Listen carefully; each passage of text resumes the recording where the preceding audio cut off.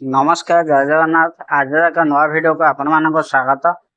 आज वीडियो रे आमे जानिबा बहुत सारा लोग कालिया योजना पैसा पाउचंती कि जानी पार नांते कालिया जो पैसा टी आसुची केउ बैंक अकाउंट को आसुची जना लोकंगर 4-5 टा अकाउंट अछि केउ अकाउंट रे पैसा आसुची ताहा जानी पार ना सेथि पई आमे जानिबा केमिति जानिबा आमे केउ अकाउंट को कालिया पैसा टी आसुची सेथि पई प्रथमे आधार ऑफिशियल वेबसाइट को जिबा। आधार ऑफिशियल वेबसाइट को जिबा परे सेठी गोटे ऑप्शन देखौथबो बैंक सीडिंग स्टेटस। से बैंक सीडिंग स्टेटस ऑप्शन टे को क्लिक करिबा।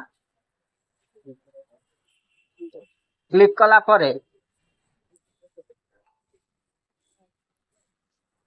आधार नंबर टे दबा, कैप्चा टे दबा।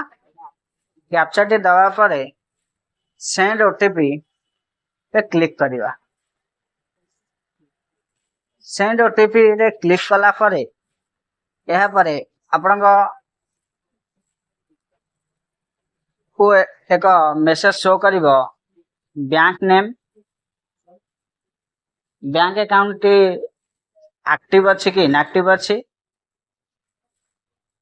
जदि बैंक अकाउंट एक्टिव देखाए ताले आधार से बैंक टी लिंक अछि।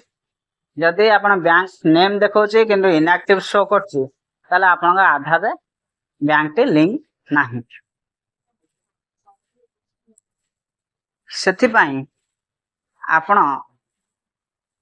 यथा शीघ्र बैंक को जाई आधार केवाईसी करे नै। आधार केवाईसी पई आधार रे मोबाइल नंबर टी लिंक थिबा जरूरी। आधार केवाईसी कलार 7 दिन परे आपण पुनर्बार आधार ऑफिशियल वेबसाइट को जाई आधार सीडिंग स्टेटस टी को चेक करिवे। जदि यह एक्टिव देखाए ताले आपण बैंक अकाउंट सक्सेसफुली लिंक हे जाईछि। जदि आपण वीडियो टी भल लागिछि आ चैनल ले नुआ आछंती चैनल टी को सब्सक्राइब करिवे। सब्सक्राइब कला बेले पाखर थिबा घंटी बटन टी को दबाई देबे। एहा द्वारा चैनल ले पडुथुबा नुआ नुआ वीडियो आपण मानक निकट रे पहुंच परिबो। एमिति नुआ नुआ वीडियो देखिया पई चैनल टी को सब्सक्राइब करंतु। रहुछि जय जगन्नाथ।